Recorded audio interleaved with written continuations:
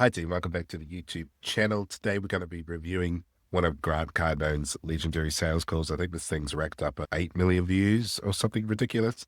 This is one of his early calls from about 14 years ago where he drops in on a cold calling prospect and closes them into a deal. So like all of these things, this is just entertainment purposes only. We're not looking to criticize or gang up on someone. We're just seeing if we can learn anything from some of the best sales trainers, because what's more fun than reviewing game tape of the people that have come before us? So I hope today's video is valuable for you.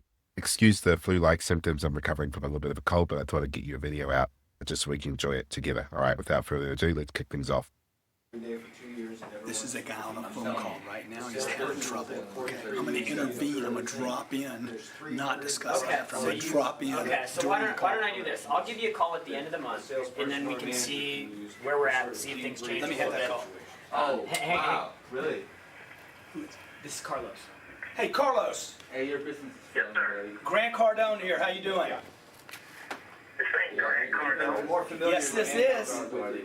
If he sees a salesperson, Is he Grant Cardone? This is Grant Cardone, sir. or a certain type of Oh, my client, God. then Grant Cardone? The Grant Cardone? send it right here. Put your hand. Why are you handling your lawsuit?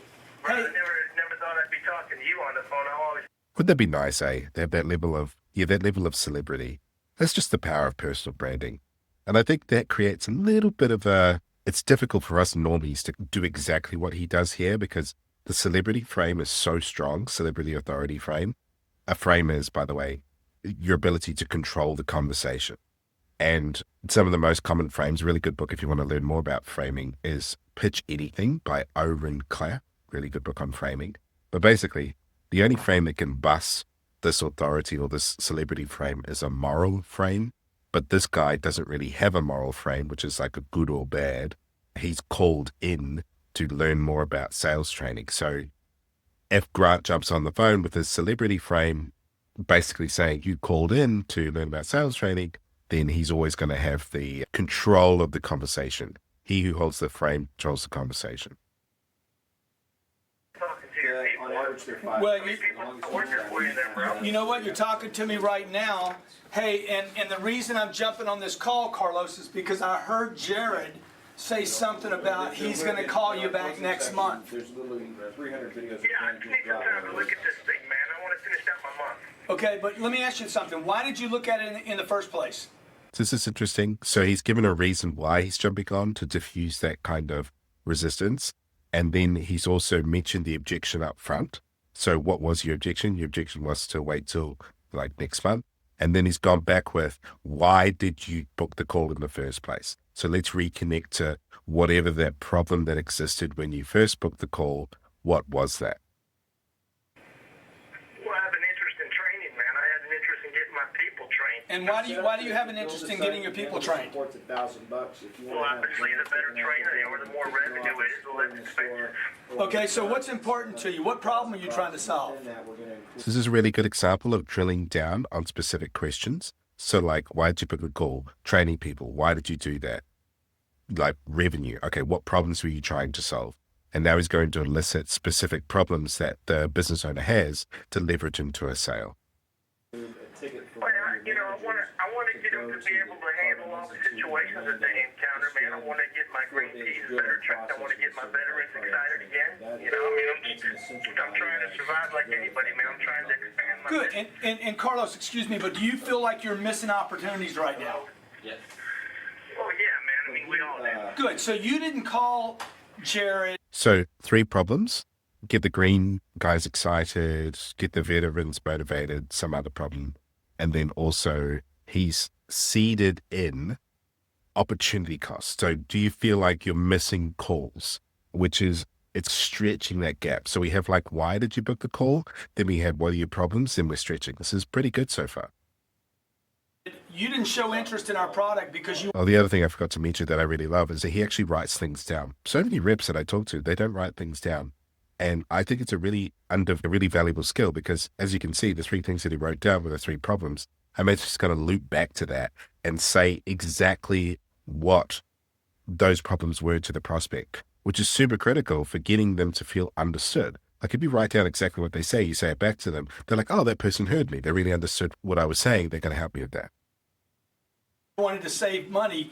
You called Jared because you want to increase your income by your revenue by having your people better handle situations, get your veterans experience, and get your newer salespeople trained. Can you hear him? Yeah, but I just don't want to spend as much on your product as what he's asking too. I mean, can't you guys do better now? $1,500 a month's pretty high, man. Well, the $1,500 a month, that's your objection, is the cost? So he just did it then, right? So he just repeated back, and then he got another objection, or the objection which was like, I don't want to spend $1,500 a month, which is the actual objection that's going on right now. The price objection usually falls into two categories. It's either, do you object to the fact that we can actually deliver the result, or are you just objecting to the actual logistics of the money? Or maybe in some cases, are you just scared of spending the money? And I think just based on what I remember from this call, this prospect was just worried about spending the money. So it's going to be interesting to watch a fear-based objection around money, how Grant handles it. Well, that's one of the objections. Sure. $1,500 a month, I just kind of wrap my arms around that. Yeah, well, let me explain to you that it's not $1,500 a month, it's $36,000. Is that yourself? Plus the $4,000 startup fee, which means it's $40,000. I need you to think about a $40,000 decision, not a $1,500 a month decision. So this is what we call financial contrast framing, where there's a couple of things that Grant's trying to do here, which is create a large number to make the other number feel insignificant. This is what we call a financial contrast frame. So if someone tells you that something is expensive, it's expensive compared to what? And from this moment in this call, it's hard to know exactly where he's going to go, but it would either go one or two places. He would either say it's a $40,000 deal to train with us for 2 years because I want you to train for 2 years, and then do a trial close on a smaller program. So the person was like, I'm definitely not spending $40,000. I said, great, we'll just join the $1,500 one and start there. So he can downsell off that number, or he can go for the upsell, which is into a larger package, which he may be doing here. You're going to be on this program 2 years, not 1 month. If you're not going to be on it 2 years, you need to tell me that up front, because then we don't need to do it. It won't work anyway.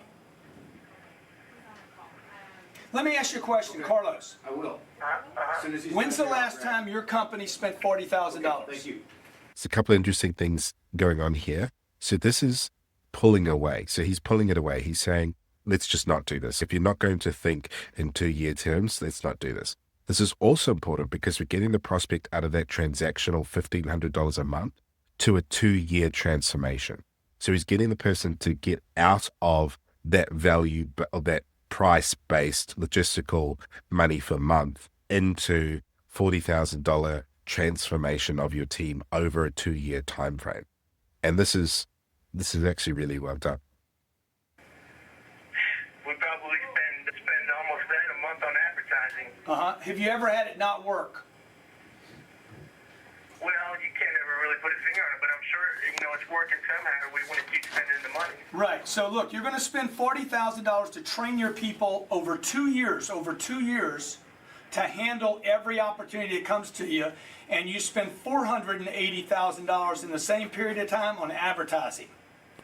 This represents basically 8% of your ad budget.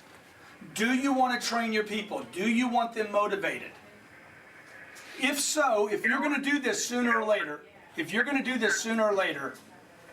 I'm going to suggest, and that's why I'm getting on the call, take time out of the equation and let's do this. So this is interesting as well. He's just gone for the upsell. So he's gone for the big sale. And he's done that by using that financial contrast that we talked about earlier, where he's taken the $40,000 a month in advertising and he's stretched that into a $480,000 price anchor. So all of a sudden, this guy knows, or he's thinking, I've spent $40,000 a month on advertising. I do know that has worked out in some degree, although I can't exactly trace it.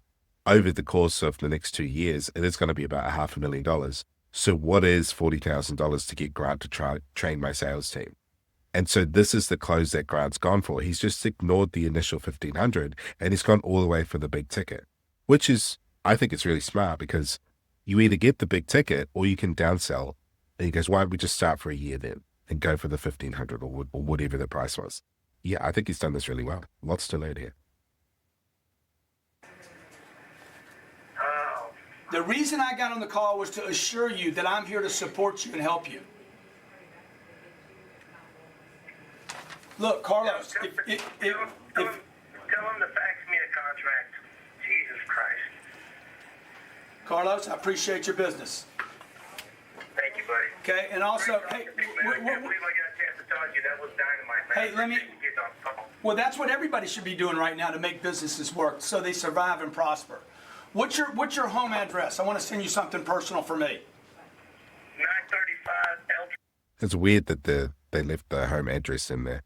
I have my suspicions around whether or not these calls are set up, because I'm sure there'd be quite a few more logistics, unless the pre-call with the other guy covered all of those logistics and this guy was purely just dealing with the fear of spending 40,000. I mean, Grant reminded him, you're going to be spending $500,000 over the next 2 years anyway. You might as well maximize his opportunities, because the opportunity cost of that will be tons. If you're converting at 1 in 10, you're leaving at least 2 out of those 10 calls left unanswered because your team aren't capable. That's hundreds of thousands of dollars for a business. So yeah, look, I think in summary, there's some really cool stuff that we can take away from Grant here in terms of digging for the problem, writing notes down, ability to repeat back to the prospect, connecting to why they wanted to get there, what was their problem, digging for the problem, financial contrast. There's actually a lot of gold in this really quick clip. So I hope you enjoyed today's video. Sorry for the lower energy. I have a bit of a cold at the moment, but I just wanted to get you a video out in the new year, and I'll see you in the next one.